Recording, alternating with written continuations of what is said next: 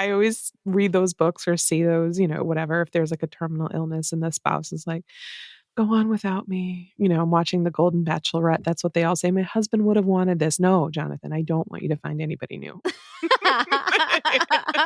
No, you can It's be me alone for the rest of your forever. life. And guess what? Yeah.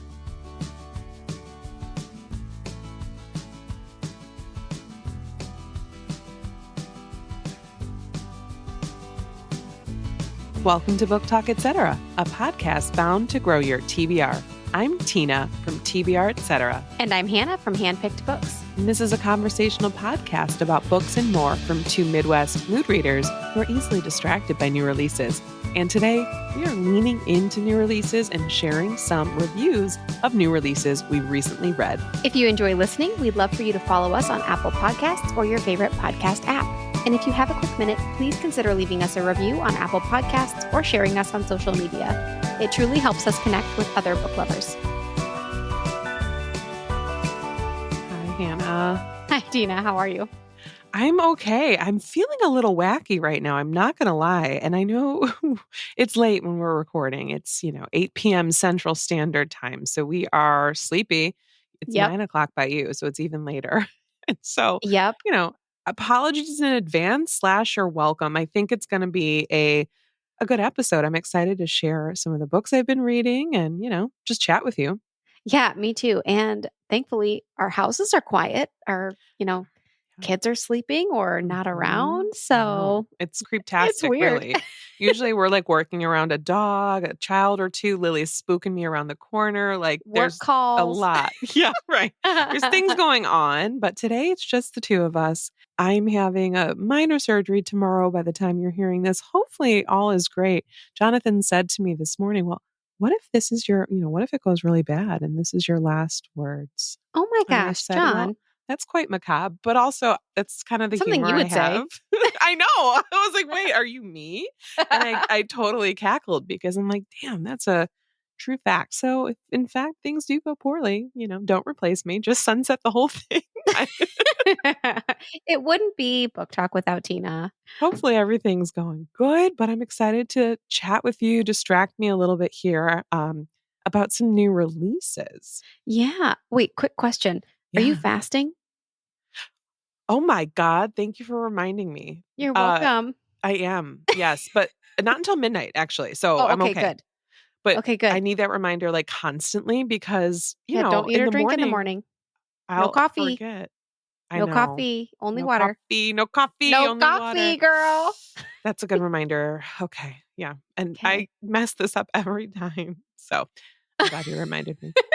I have a good living lately. Now, Yay. I don't know if there's going to be wide. No, I think it could appeal to anybody. Okay.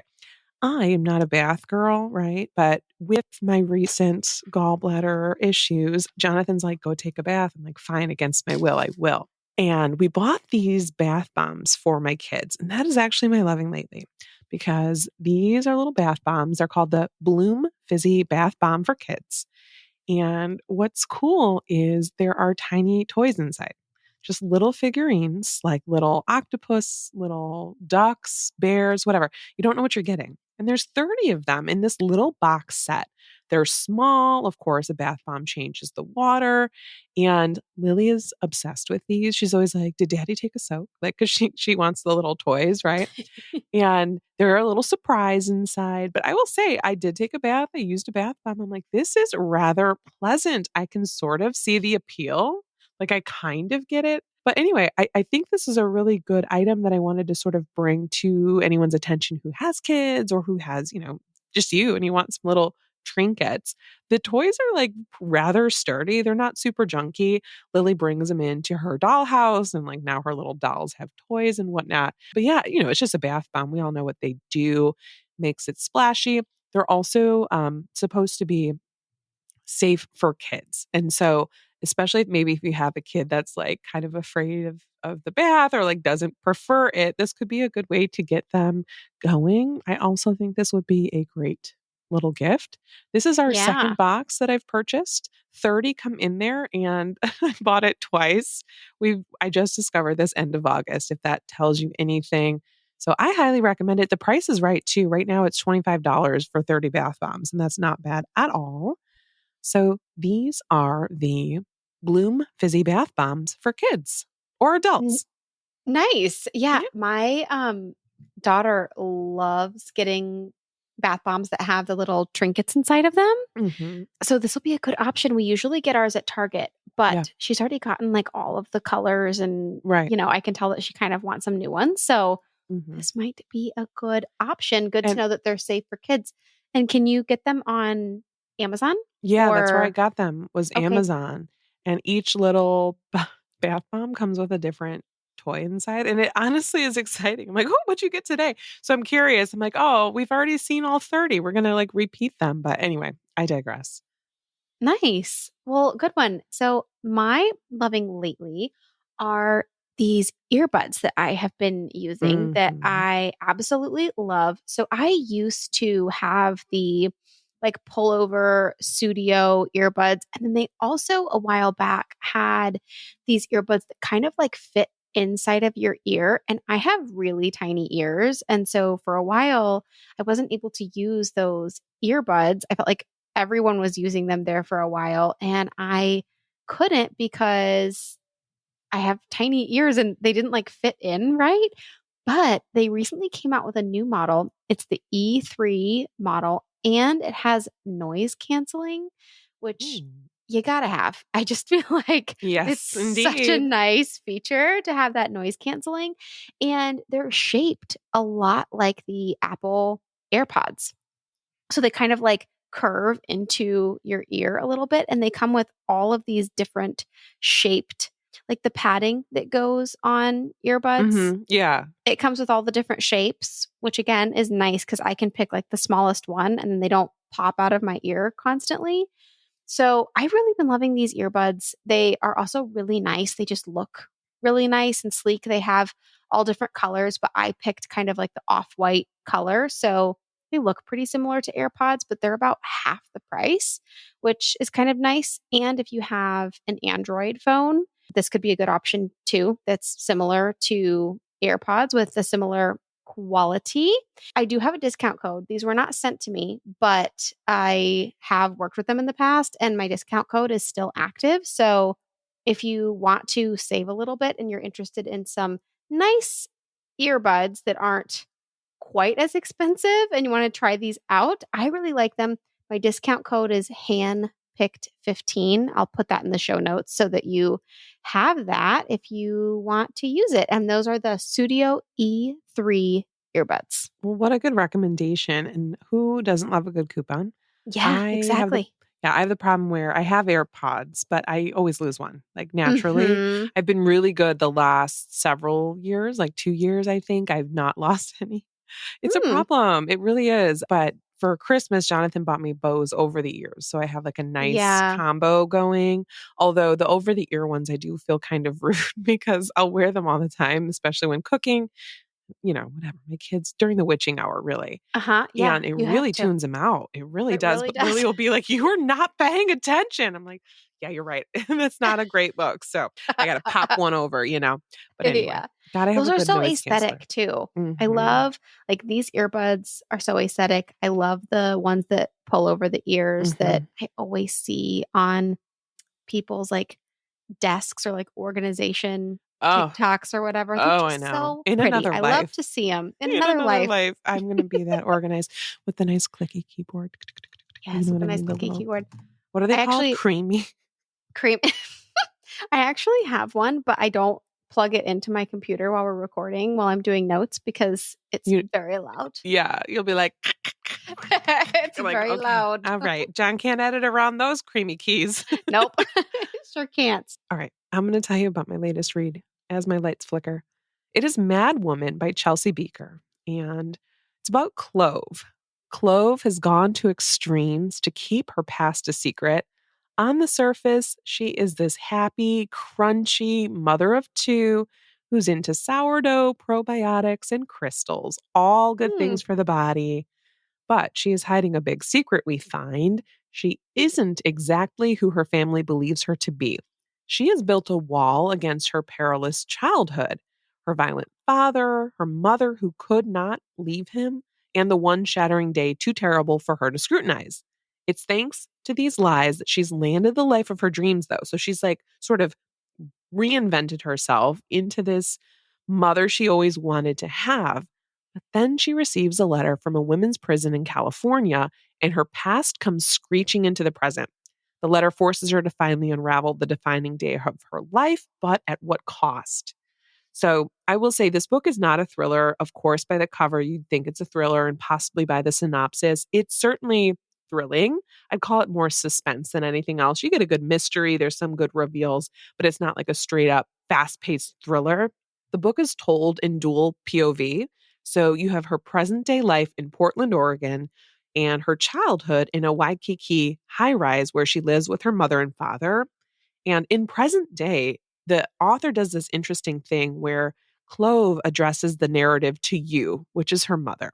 So she's sort of talking to her mother in present day. I really liked that. I thought it helped bring the reader closer to Clove and further separated her present day from her past. Now, I will say what I enjoyed the most is that Clove is unhinged. She is an unhinged woman because she's got this perfect facade, but there is this extreme anger just under the surface, and you sort of see it bubbling up in little ways throughout the story.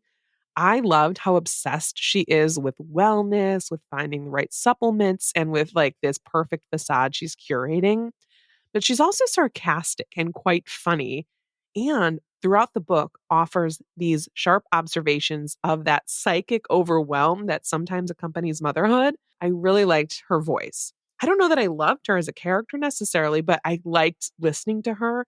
And for the whole time, it's about this one character. So I was glad that I enjoyed her madness, if you will. But let me be clear, the book is dark. It offers very visceral descriptions of the cycle of abuse.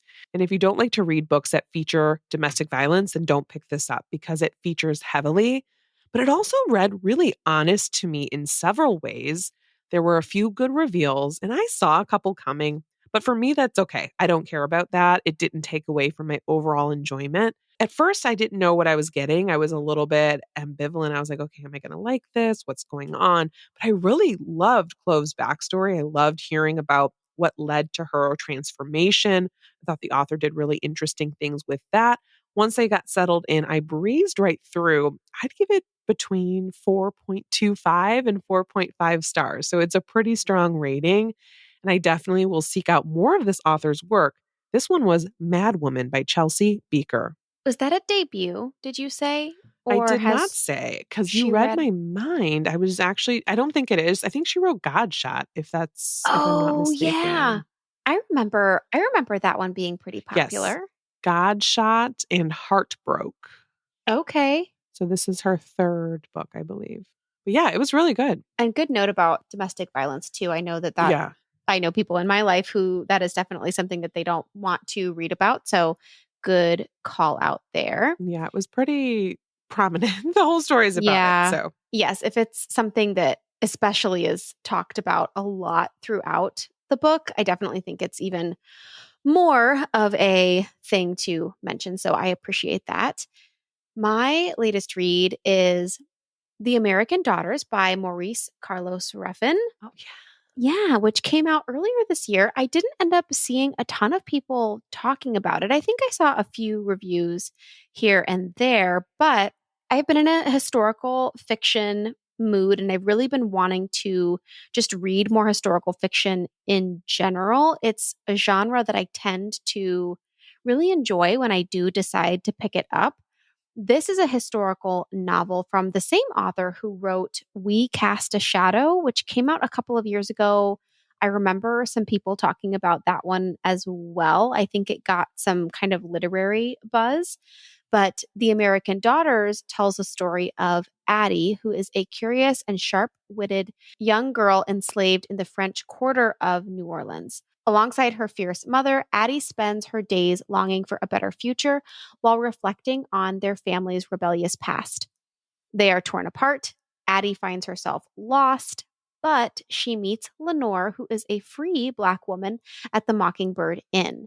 Lenore introduces her to the Daughters, which is a secret society of women who are working to sabotage the Confederacy. Guided by her mother's strength and the support of these courageous women, Addie embarks on this journey of self-discovery and liberation and hope. And this really is a moving testament to the power of community and the fight for freedom. So this book was interesting because the beginning of it was very, very hard. And then you had like the latter half of it, which was a lot more hopeful. There wasn't as much of this like interwoven dynamic of hardship and hopefulness. It was kind of the beginning was really, really tough, which I feel like is made clear in the synopsis where, she's living with her mom and this was kind of before they end up running away. Yeah, the beginning is hard and then the latter half is a little bit more hopeful. So another thing that I thought was really interesting about this book is it almost felt like color graded. You know how in films you sometimes get those movies that have like that colored lens over it? I feel Mhm. like there are some authors that can do that with books really well. And it's happened to me before when I'm reading, but this one definitely felt like it had that kind of color graded lens. It just, certain parts of it either felt like really joyful and hopeful or like really dense and sad. And I definitely think that that's a testament to the author's writing. Some of the pacing in this one felt a little bit rushed, especially considering the topics that were discussed. I feel like it was really trying to touch on these, social issues during this period of American history, but then in moments where that could have really been fleshed out with a conversation or maybe slowing down a little bit, it did move pretty quickly. And that's not necessarily a bad thing. I definitely will say, I feel like for what this book was, it moved really fast. I read this really quickly and it was very propulsive. So I feel like if you want a book that tackles these social issues, but you don't necessarily want to drown in them and you also want to like pick up a book that you can get through quickly, I think that this would be a really good option. Overall, I really liked it. I think I wanted a little bit more depth to it, but I also will say even though it had almost a saccharine touch to it, especially toward the end, that is explained at the end also. And I really appreciated the author calling some of those things out because I think intentionality does really matter. And it was clear that this book was very intentional in the way that it was written and through the different plot elements that played out. So overall, I would definitely recommend this one. I, again, haven't heard a ton of people talking about it and think it deserves a little bit more buzz. And that was The American Daughters by Maurice Carlos Ruffin. I'm so glad you brought this. I purchased this book when it came out and promptly forgot about it immediately. Mm-hmm. So it went on my stack and it just kind of left my consciousness. I liked this author. I read We Cast a Shadow. Now Oh, that yeah. one, you read it, right? Yeah. Or okay. No, I didn't No. read that one. Sorry. I don't know why I said yes. That's okay. Acknowledging that you know the book though. That one is very heavy on the issues in a good way. Like Mm-hmm. very kind of obvious social issues that are in the forefront. And I love that book. I thought it was so inventive Hmm. and sort of hard to read, but I remember absolutely loving it, which made me purchase this book. So I'm glad that you brought that back up for Yeah. us. And I feel like if you start the book and you're like, why did Hannah say that this was like hopeful and saccharine in parts? Listen, the first half of it is like Tough. really sad, Yeah, yeah, yeah. Okay. really sad. But then the latter half like isn't. So Good. Well, that actually is good for me because I don't mind a saccharine sort of sweeter, or not even yeah, sweeter, but like a nice bow on an ending doesn't bother yeah, me at all. I think you might like this one. I'd be curious to hear your thoughts. All right. Well, maybe I will read it. You know what, though? I love this. So, Hannah actually came up with this book talk this week. So, I'll let you introduce what you wanted to talk about. Yeah. So I had talked to Tina. We were talking about, Imagine that. what about what to bring for this episode. Imagine us, just talking.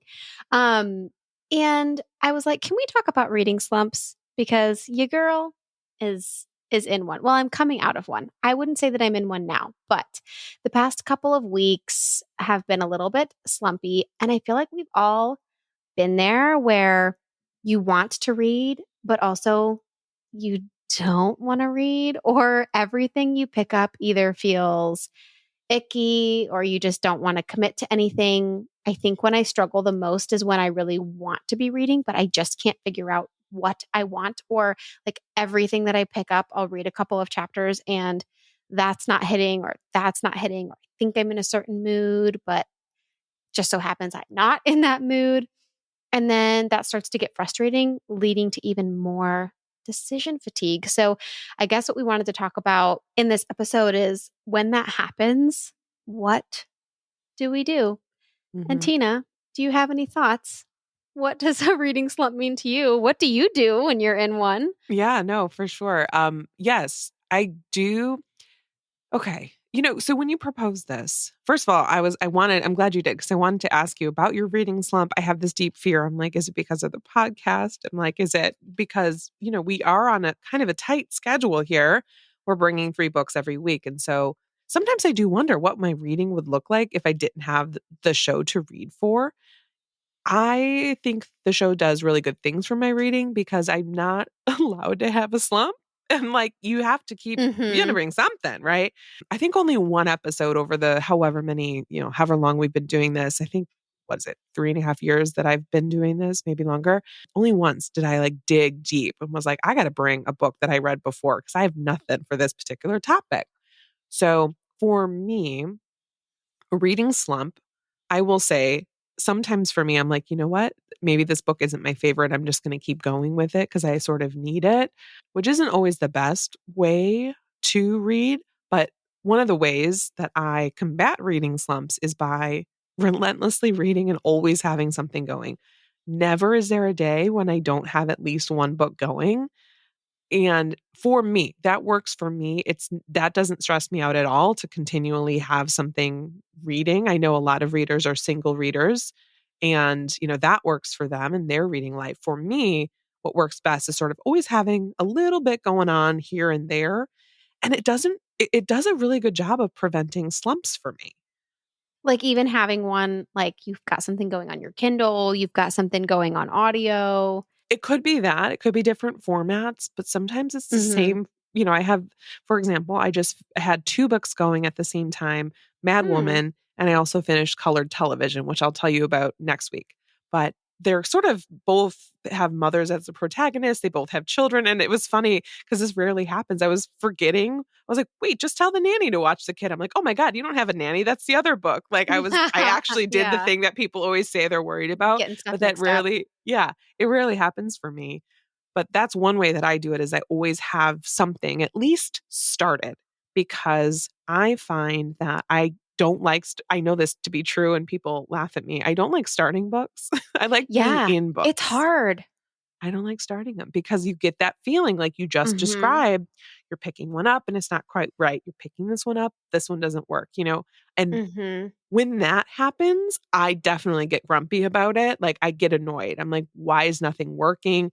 You sort of start to question yourself as a reader. Like, do I know my taste? Is this a bad book or am I just a grouch? Like, what is going on here? Yeah, you brought up a good point that I wanted to bring up too, and it's actually what kind of got me out of this most recent reading slump because yeah, I hit the point where I was like, I got to have one more book to bring to this Yeah. episode. Yeah. I got to pick something up. So first of all, I picked up a romance because I know that even if I don't love a romance, I can get through it pretty quickly. Same with a Mm-hmm. thriller, but I Mm-hmm. figured I had more of a chance of enjoying a romance. I had one on my TBR that I thought, like, I anticipated being 5 stars. I'm going to bring it later on in this episode. But what I made myself do this most recent time is because I also don't like starting books, it's very hard. I need to gain like inertia in order for Yes. me to like keep the momentum Mm-hmm. going. And so what I did is I put everything down and I was like, I am going to make myself read for 30 minutes straight.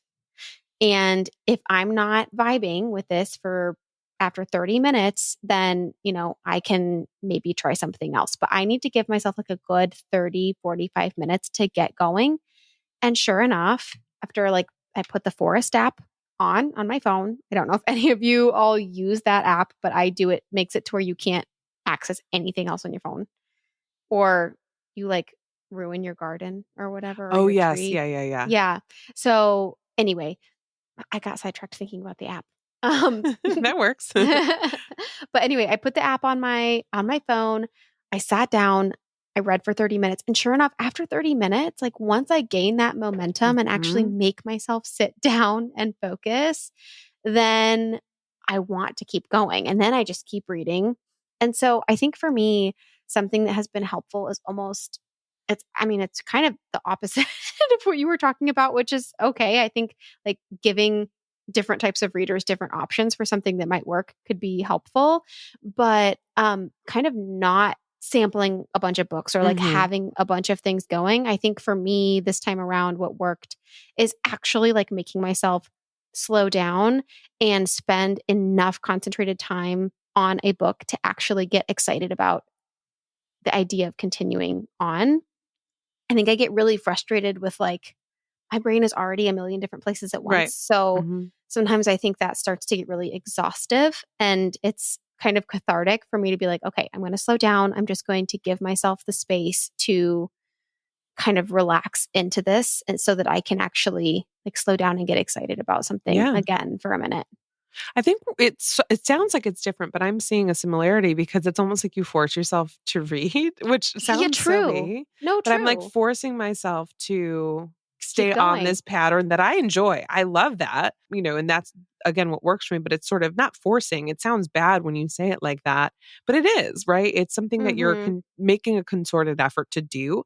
I love the idea of setting the Forest app and. Reading for 30 minutes. Mhm. And as you were saying that, I'm thinking, your way makes a lot of sense, right? I had 2 books in multiple formats, and I can't tell you what made me pick up Mad Woman versus colored television, especially when they were so similar, like such similar vibes. I don't Mhm. know, but in my head, I'm like, "Yeah, this totally works," and sure enough, I got through both of them rather quickly. It helped that they're both excellent books, so that Yeah, sort of helped. true, true. Something I wanted to ask you was, is there a difference between a book slump and a book hangover? Book slumps to me means you're, like we were describing, sort of fussy with our reading. It's not working. Books we're Mhm. picking up, we're not staying with for whatever reason. It's just not being an enjoyable experience. A book hangover, I think, comes after a really, really solid reading experience. So the book Mhm. hangover could lead to a book slump. Not always, but sometimes. Yeah, I think you're onto something with a book hangover can lead to a slump, but Mhm. they're not the They're same. not the same. I completely agree. To me, a book hangover is almost like emotional fallout. Well, it is. It's like emotional Mm. fallout. Mhm. Like you have just finished something, whether it was really heavy or it was really good, or like WTF that ending, or, Yeah. Yeah, something yeah. like that, where you just have this like big emotional reaction afterward. And so you kind of need that extra time to process. Mhm. But if you take too much time to process, again, kind of leading back to your point where you're like, I like having something always going helps me stay motivated to It's keep inertia. reading. Yes, Mhm. inertia, you get that momentum.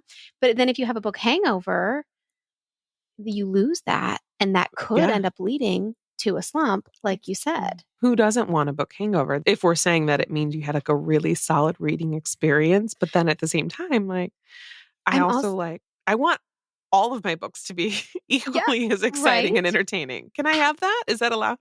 I don't know because Tina, I'm having a little bit of a light bulb moment.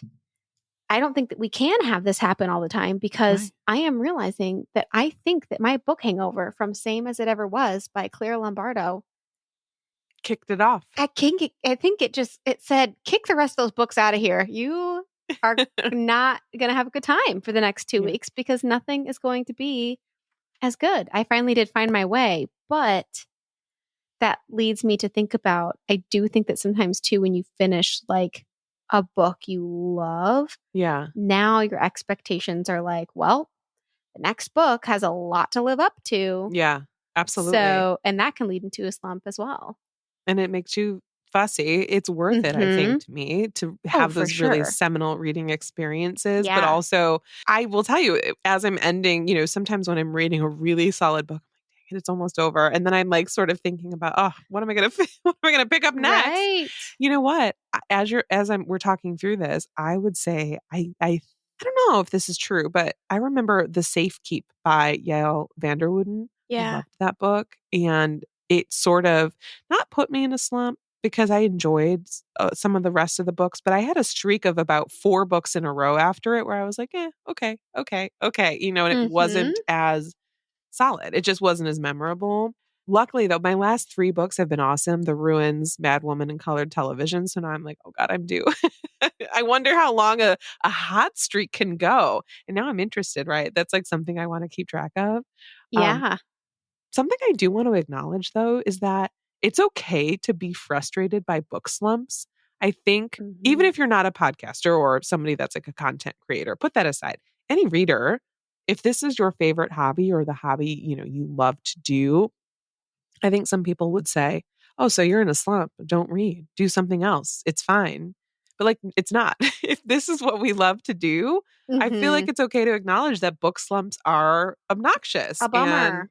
they are a bummer and they can literally affect your mood, not in, hopefully not in very significant long-lasting ways, but it is something that happens to voracious readers, I think. And it's something that I Mm-hmm. think should be honored. And, we can talk about it and say, yeah, this sucks. But also to not maybe wallow in it because I swear to you, I don't get them very often at all because I think I'm so stubborn that I'm like, I don't allow it. I'm like, just keep it moving, keep it moving. You're reading, you know what I mean? So I Yeah. don't know. No, I think that that's a good point. And I do think that if you are someone who reading is your only hobby or one of your few hobbies and you're feeling frustrated by a slump, I would also recommend doing what you're doing right now, which is listening to a book podcast, but maybe Yes. even having like a few lined up, especially ones that are even backlogged of like best books of 2023 or another episode that just will have a ton of book recommendations or any topic about books that you're really excited about that might get you excited about the idea of picking up a certain book again or a certain genre or trying, this reading challenge or Yeah. what have you. So, kind of consuming other bookish content that will get you excited about the possibility of reading again, I think might Hmm. be helpful. I think that's a great strategy. Something else I really like to do is have a ton of books on deck, mostly through Libby. That's like Mm, my favorite, my yeah. favorite way is like I've been talking about, I'm doing my TBR shortlist. I have holds on all of those books on Libby. And it's like that is helpful for me to see that I have such a backlog of books that I'm genuinely excited about, not just random ones that I'm like, I guess, I don't know. It feels like these are ones that I knew I had been excited about previously. And I know that sort of helps me stay motivated and not slumpy, if you will, because I have these books at the ready that I have been really wanting to try. Yeah. And I feel like to kind of piggyback off of that with Libby, I feel like it's kind of like when you pre-order books or when you order something Yeah. from somewhere and then you forget that you ordered it and it shows up at your doorstep. I Okay. feel like with Libby, it's fun because if you put a book on hold or something like that, and then it Yes, pops up and you get that notification, you're like, oh yeah, I I forgot that know. I was so excited about this book. And it's like shopping. It's like Right. ordering online, but for But books. it's free. But It's also, like, free. sometimes I'm like, "Why on God's green earth? What made me put a hold on this?" I don't know. That's true. That But happens. but I would encourage you to, like, literally max those holds out. Like, I have so many books on hold, and Yeah, I me don't too. you can always ride that snooze button, if you will, and you can snooze it, I think, up to 60 days, so it doesn't and it won't really affect things. So, I don't I know use that feature all the time. all the time. And, thank goodness for Libby. Sorry if you're overseas and listening and you don't have access to that. I hope you have something similar. Something else you mentioned earlier was the genres you turn to, usually romance/thriller. For me, I'm trying to think. I would have said thriller, which I think can be the case. But with thrillers, I'm very picky. I'm easily disappointed. I'm easily Mm. sort of, I could pick them up easily, but a lot of times they don't hold up to that premise. So I almost turn to like a contemporary fiction situation for a book that I've usually a buzzy book that I've like Hmm. been highly anticipated. Those tend to work for me. Sort of this like read with Jenna or book club fiction, like those books usually do it for me. Or ask a friend. Like the one time I remember I was mad about I was reading Bunny by Mona Awad and I didn't like it. And I was like waiting for you to give me permission to put it aside. And Very that's when I true. had asked you specific, you were like, what do you want to feel when you're reading? And that was really helpful. Sometimes I'm not able to identify that though. I think we just got lucky with that example. Well, it was a Read with Jenna book I because it was know, These right? Impossible Things. So I I think you made a know. good call out there. Those propulsive, character Yeah. driven, just like really rich Mm. characters. Eat them up. So good. Love it. Love it. So good. Well, any other tips for our listeners? I think that's about it where I stand, you know. If y'all have any really hot tips for reading slumps, it's actually kind of funny. Well, I guess I said I've got nothing and I just thought of two things. One, I think reading slumps are often a symptom of life, of what we have going on in our life. You were Mm, describing being very busy. I know you're very busy with family and work things as well as the podcast. And I think sort of slumps for me coincide with having a busy life sometimes. I've been seeing so many people online saying that they're in a reading slump. So I think you're not alone. And I wonder if yeah. it's this time of year that's sort of putting us all in that mood. Not me. I've actually putting all of you in that mood, right? Hey, it's a good Because thing. it has been, it's fall starting up and things are so busy. So, Yeah. And I know we've been talking about this for a while, but I will say, because I'm thinking about last year and the year before, and I wonder how much too expectations play a role on reading slumps because every year in oh, October, I say, this is my month. It is spooky season. I'm going to read all the things. I'm going to read my horror books. I'm going to read all the cozy mysteries and I'm going to read a fall romance. And then October hits, and it is almost every single year one of my least read books of the year. And I least wonder if read it's like I read the the least. least books in that month. Yeah. And I wonder if it's just like I set I my think expectations so high that I kick myself in the rear end. the the No rear good. end. No, I think We you're got to onto keep it rated G something. here. I think you are onto something. Yeah. Now I'm okay. All right, well, something to We chew can keep on. talking about it We for really a could. while. But I'm gonna transition into my first Perfect. book, which is Burned by Peter Heller. Ooh. And yes, this is the last one that I'm reviewing from my summer bonanza. So this might sound familiar. This is a novel about two men who have been friends since boyhood, who emerge from the woods of rural Maine to a dystopian country racked by bewildering violence. Okay. So what you've got these two men, Jess and Story, they've been friends forever. And every year they make an annual like 3-week trip to a remote corner of the country. They camp, they hunt, they hike, do the things, and they sort of, don't talk as men might be wont to do, and they just spend time with each other in the great outdoors. And they emerge right into the action. This book starts right into the action because we find out that the state of Maine has seceded or is trying to secede from the rest of the United States. And they come out and stuff's going crazy. Things are on fire, literally. There's like a Hence the bridge title. bombed. Oh my God, you're right.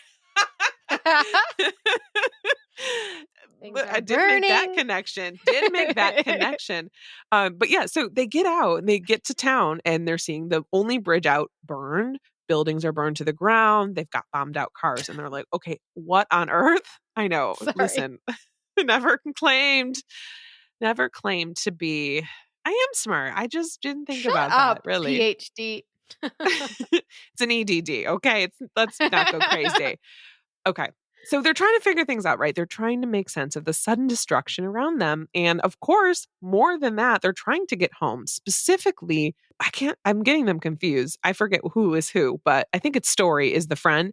He has a family. And he's like, I need to get back to, I think they live in Colorado. How on earth am I going to get back home to my family? And so they're trying to figure things out. As they're leaving the woods, they're seeing these armed militiamen and they start to figure out, oh my gosh, like this is a civil war going on. Okay. Here's the thing that always attracts me about Peter Heller's writing is that it's evocative. You are in the woods with them or emerging from the woods with them. And at the same time, he's also giving you plot. He's giving you character, but he's giving you plot. It's fast paced, but it's evocative. The writing is really solid. It's very atmospheric. And as I mentioned, this book drops you right into the action. And so you're sort of disoriented. You're not sure what's going on. You're not sure who to believe, but you know things are bad. And I liked that. I liked that a little bit of that confusion. I really liked their friendship and I was invested in their well being. But you have to sit with being in the action. Now we're talking about 20 years ago, briefly. Now we're back in the action. Now we're talking about this. And it was like, what on earth?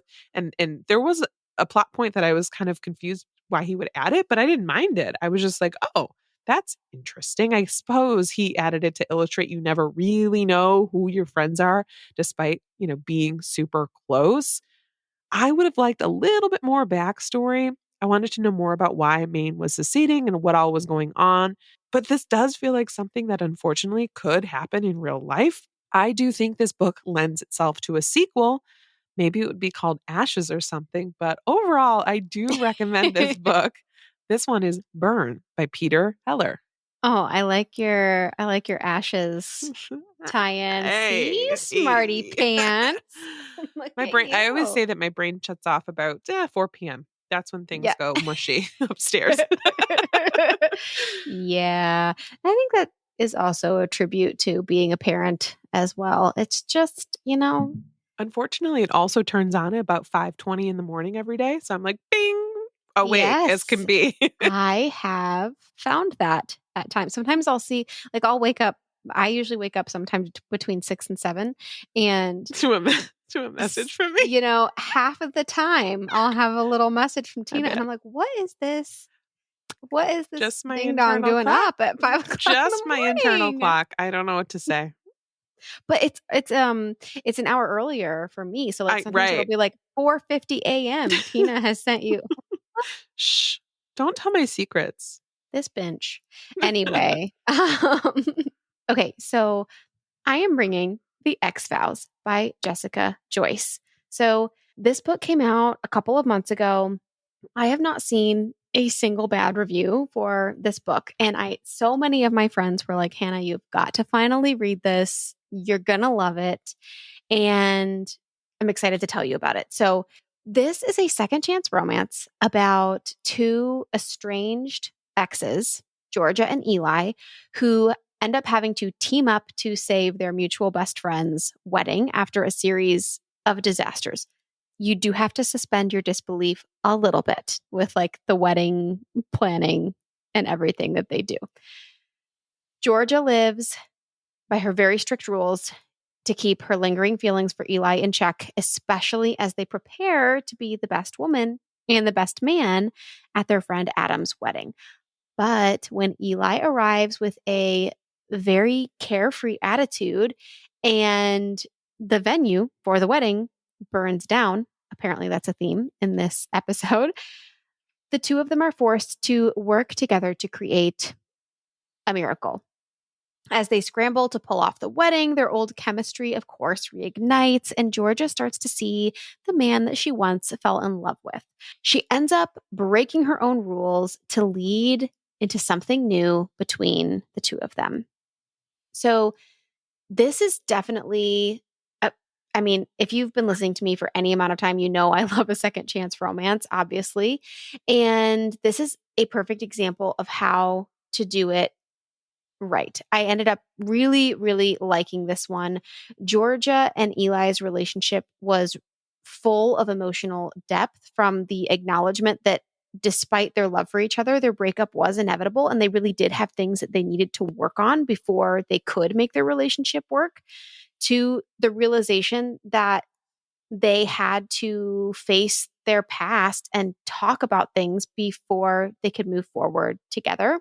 The story really thoughtfully addressed the challenges of rekindling a relationship, and especially in a healthy way, and especially with the help of therapy, which was talked about a lot in the book. It was really refreshing and a realistic touch that added a lot of authenticity to their growth.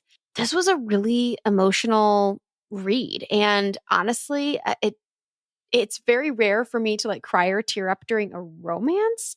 And this one got me close. It didn't quite quite get the tears flowing, but I definitely, was kind of like, I don't know, I felt really emotional towards the end of this book. There were a few minor miscommunications that I wouldn't say that this one flew into the miscommunication trope per se, but there were kind of just a few miscommunication moments that had me rolling my eyes a little bit. There were also a couple like wedding planning moments that were kind of like that would never happen, but it's a book. We're reading fiction, so Mhm. fine with me. And the therapy speak, although was refreshing and I appreciated the conversations around therapy, there were a couple of times where it was brought up that it was like, okay, we get it. You're in therapy. We get it. Okay. You're in therapy. Love Got it. that. Love it. Got Can it. we please move forward? But those are really little things. Overall, I would highly recommend this one. I thought it was really good. I totally see why it's getting such good reviews. It has an 4.4 average on the story graph. I haven't looked on Goodreads, but that's a high rating. I would assume that it's pretty close on Goodreads as well. So yeah, I loved it. That was The X-Files by Jessica Joyce. Good. Well, I love when your friends say, you're going to love this book. And And it it works actually out. works because I'm telling you, if someone tells me you're going to love this book, I'm like, noted, never going to read it. Stop it. Yeah, Because it's true. I'm It's hard. silly. Yeah. Yep. All right. So this That's next one is that's also a so, thing. what? That's also a thing Damn with it. that. What? Yeah. Yep. That's called demand avoidance. Gah! Hannah has this fun thing where she points out my ADHD symptoms welcomingly. I welcome these call hmm outs. Like it's not a bad thing at all. It's just eye opening for for real. Okay. Yeah.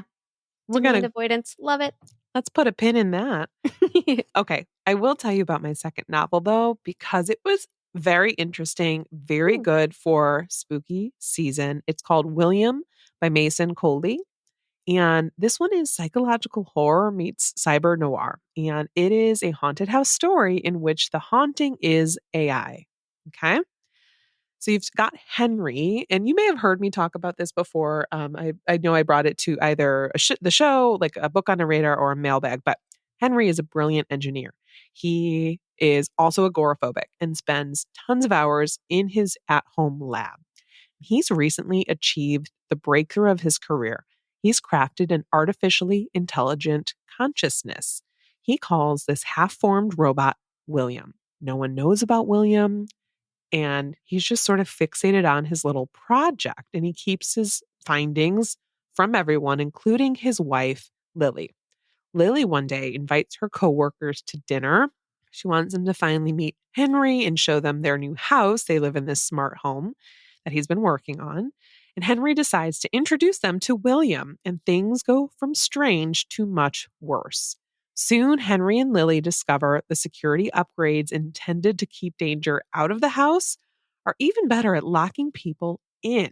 Last week, we talked about all things horror, and I think if you want to get into horror, this would be a good one to pick up.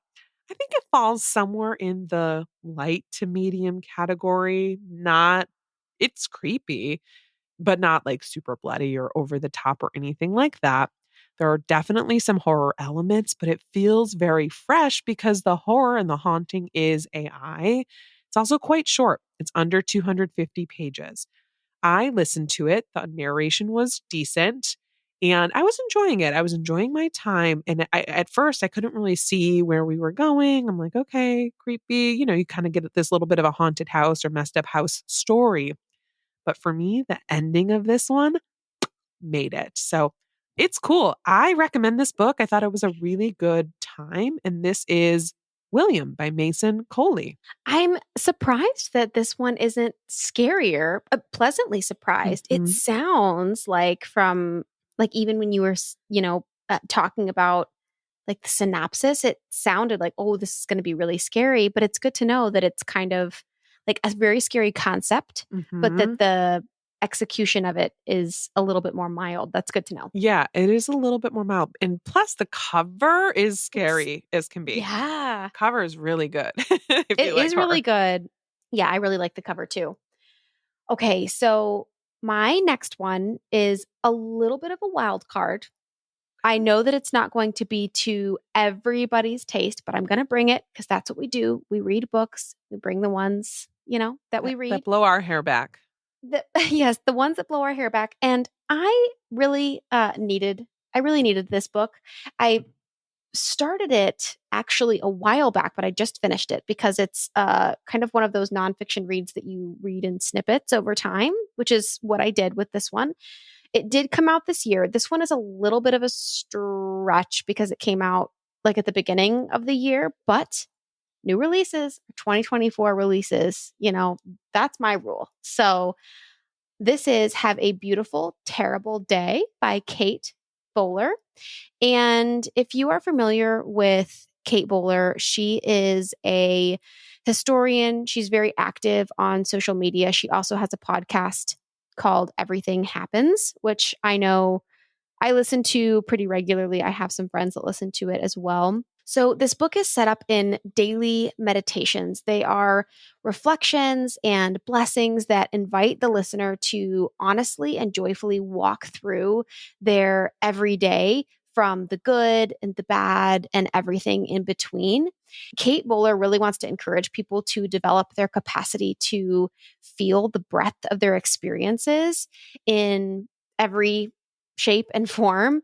And the better we are at identifying our highs and lows, then the more resilient that we become. So if you think like Brene Brown or Glennon Doyle, this is definitely one of those books, but it's a little bit more in like flash form. So each kind of devotion or daily meditation, if you will, has like a short snippet about a certain thing, like when someone has done you harm, or when you need to stop trying to fix everything, or not drowning in other people's problems, or you're not sleeping much. So she takes, these things that we feel throughout the months, the years, the days. She writes a little passage about it. And then she kind of writes like a prayer or a meditation, however you want to look at it. And then she also writes a reflection prompt. So if you want to take that topic further, if you're a journaler or someone who wants to think more deeply about these things, take it to therapy, maybe, etc. She has that portion of it too. Kate Bowler does have a past of Christianity. She was a Mennonite growing up. That definitely comes through in her texts. I do have non religious friends who have read her work and have said that although it has religious undertones and it's very clear that that's her background, that she does a really good job of also providing universal context. And I would say that that is very much true. Like I mentioned, if you aren't someone who prays, you can also use these as meditations. And if you're someone that just likes to reflect on these things, you can kind of position it that way as well. So I think that this has a lot of universal appeal. I just love Kate Bowler.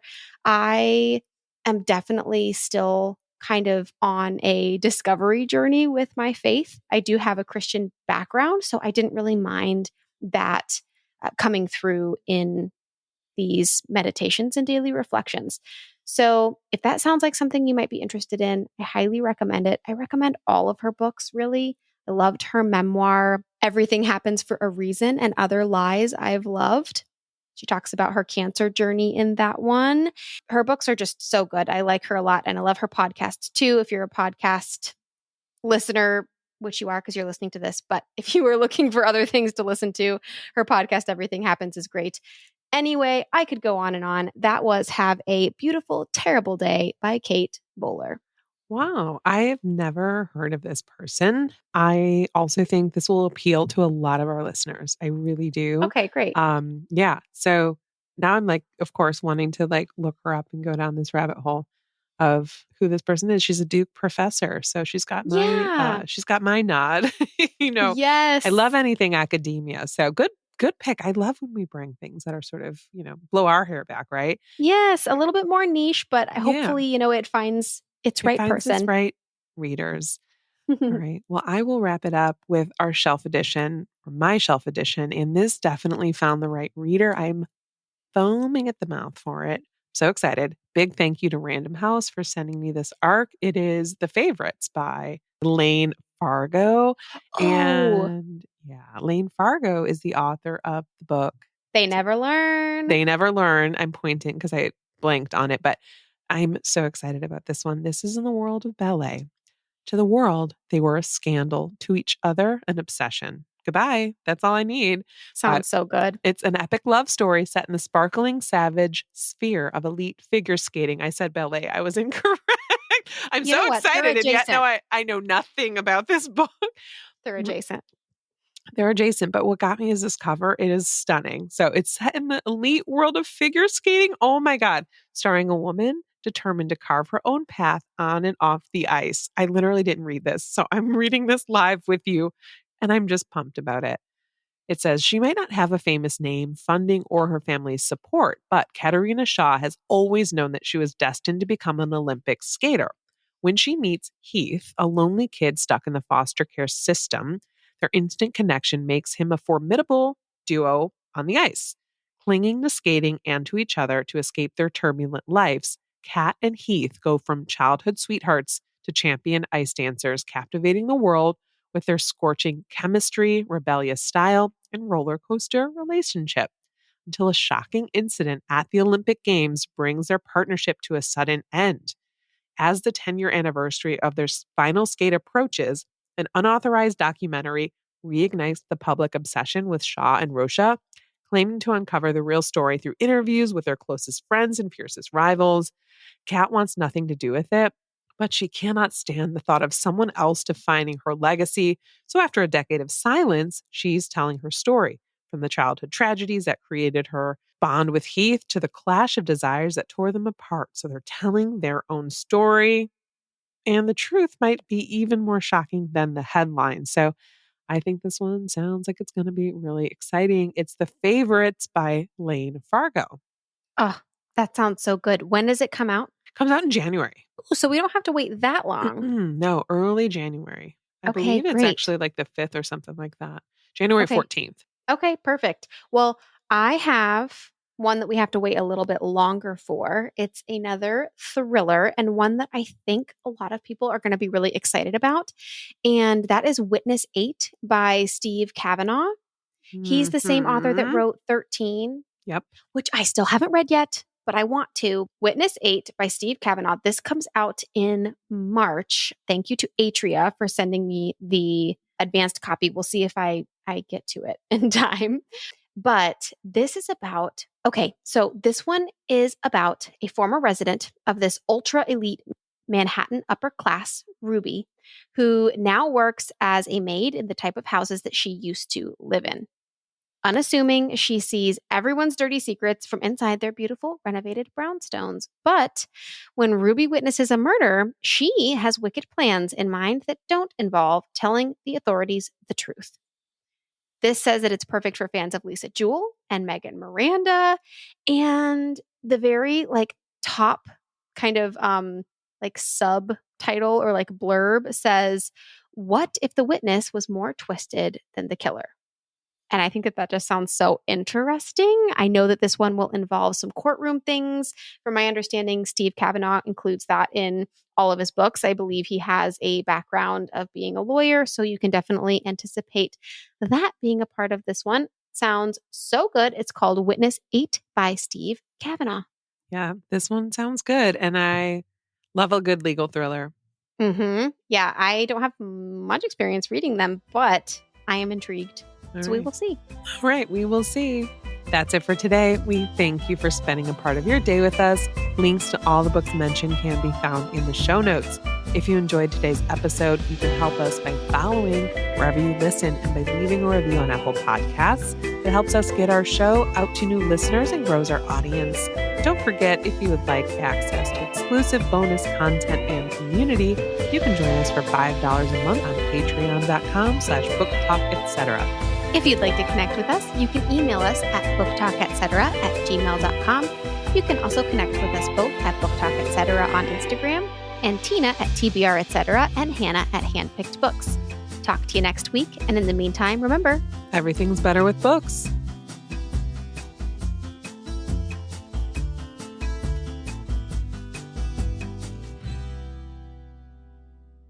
Is it my first book though? Yeah. What? Apparently my brain is Hello? not working either. Yeah, it's your first. Okay.